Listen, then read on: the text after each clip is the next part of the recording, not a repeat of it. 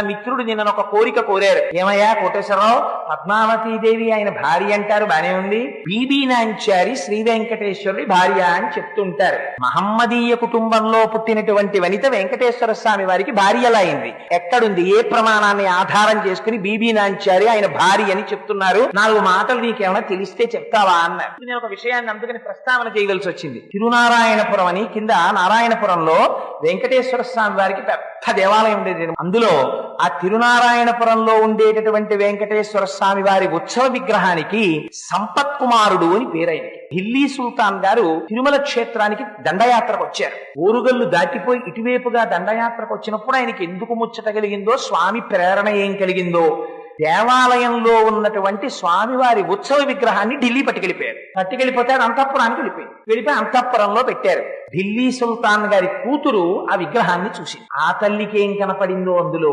అబ్బాయి ఎంత అందంగా ఉన్నాడో, స్వామిని రోజు మహమ్మదీయ కుటుంబంలో జన్మించిన జన్మ కారణం కాదండి.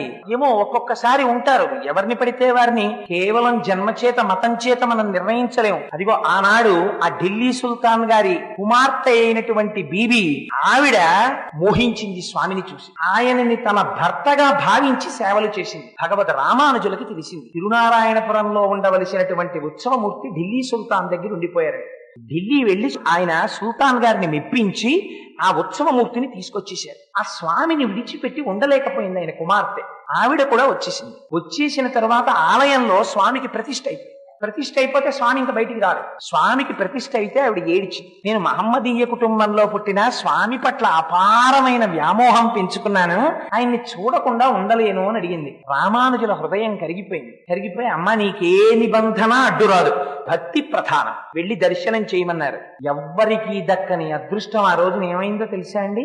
ఢిల్లీ సుల్తాన్ గారి కుమార్తె లోపలికి వెళ్లి స్వామిని చూసి కన్నుల నీరు కారుస్తూ స్పృహ తప్పి పడిపోయి స్వామిలో ఐక్యమైపోతే అప్పుడు భగవద్ రామానుజులు నిర్ణయం చేశారు, ఈమె కారణ జన్మురాలు, సాక్షాత్ ఆండాళ్ వంటి తల్లి, ఏమో ఏ కారణం చేతనో మహమ్మదీయ కుటుంబంలో జన్మించింది అని అప్పుడు బీబీ నాంచారికి విగ్రహం చేయించారు. ఆ విగ్రహం ఇప్పటికీ ఎక్కడుందో తెలుసా అండి? ఆ విగ్రహాన్ని రామానుజాచార్యుల వారికి శ్రీరంగంలో ఉన్న శ్రీరంగనాథుడంటే చాలా ఇష్టం. శ్రీరంగనాథుడికి వెంకటేశ్వరుడికి తేడా ఉండదు. అందుకని శ్రీరంగనాథుడి పాదాల చెంత బీబీ నాంచారిని ప్రతిష్ఠ చేశారు.